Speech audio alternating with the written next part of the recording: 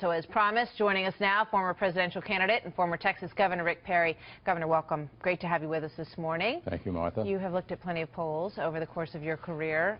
What do you make of these new Quinnipiac numbers and what Bill just laid out? Well, I think it's an indicator that there's going to be a close race. You know, one of the fascinating things, Martha, that I don't know whether anyone's talked about yet or not, is how important the military vote is going to be. And you think about Florida, you think about Ohio, and you think about Pennsylvania. Those states have some substantial military, both active duty and veterans. And Donald Trump is way, way ahead with the military-oriented voter. And I think that that's something that is going to have a powerful impact on this election. Secretary of State Clinton has some real issues that are going to have to be addressed by her and the Democrats, dealing with the issues of Benghazi, dealing with the lack of support that is perceived, and I will suggest to you is real, with the men and women in the United States military and the veterans. So we see strength, perhaps, with military voters for Donald Trump, definitely with men. He does very well with men. We know that he has problems with women, with the Hispanic vote. But let's talk about your party for a moment, because that's where the focus is this week as he heads to Washington on Thursday to talk to Paul Ryan. Let's play this soundbite from Paul Ryan. I want to get your thoughts on this, Governor. He's the nominee. I'll do whatever he wants with respect to the convention. The point I would make is, I just think it's important that all wings of the party come together to get ourselves at full strength. And we shouldn't pretend, you've written about this, we shouldn't pretend that we're there. We're not. It's been a while since we spoke, and the point is we just need to get to know each other. And my goal is to help put together a unified party that sticks to our principles. He says we shouldn't pretend that we're there. I mean, you look at what Donald Trump has said the past week about taxes, increasing taxes.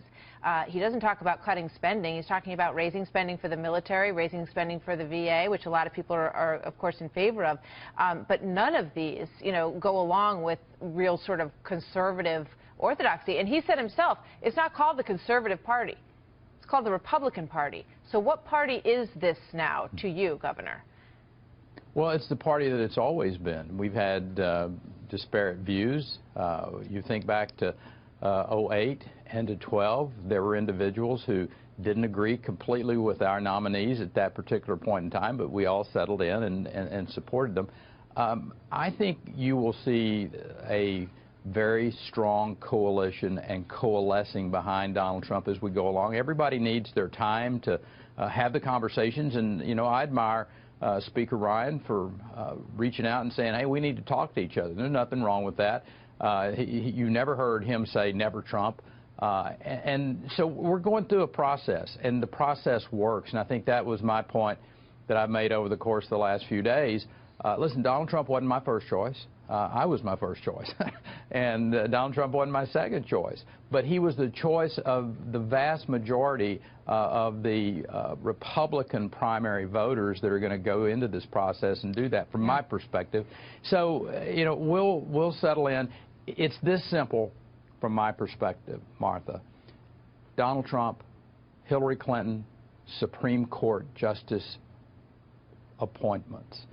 That is going to have 40 years worth of impact on our country, not 4 or 8 years as this election will. It's interesting because Democrats make the same argument, you know, when they look at that picture, and that's the conversation that they want to have here as well. I found it interesting yesterday that Senator Marco Rubio came out and said, take my name off the list. If it's on the list, I'm not interested. I do not want to be the vice president. You see people in your party who are clearly placing their bet that this is not going to go the GOP's way, and they don't want to have any of their fingerprints on any part of this race. What do you think about that? I don't want to have my fingerprints on empowering and enabling Hillary Clinton.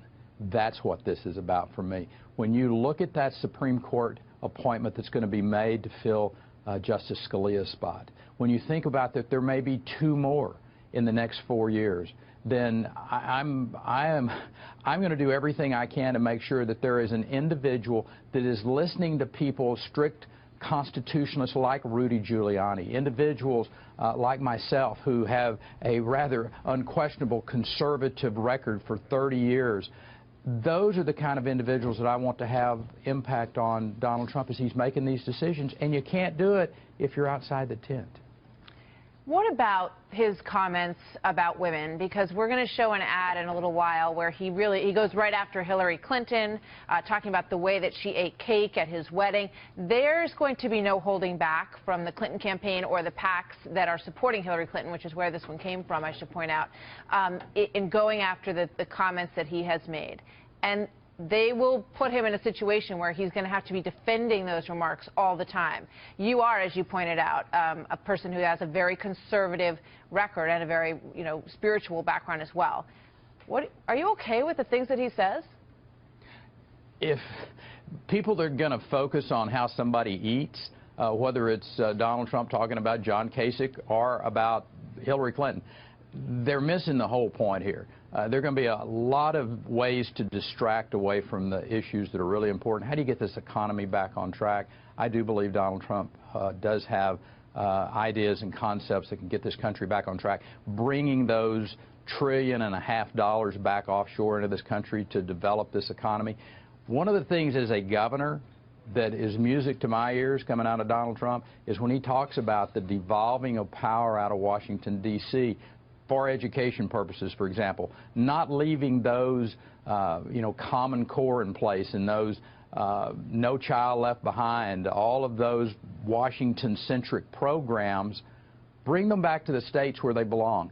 All of those things are real conservative issues, and, again, how somebody eats, that's a distraction, and frankly, we need to be focused. We're going to talk to Katrina Pearson. We'll show the ad that we just mentioned, what we're talking about here, so you can get a look at it at home, folks, and see what you think. Governor Perry, always good to talk to you, sir. Thank you so much. Martha, thank you. Godspeed.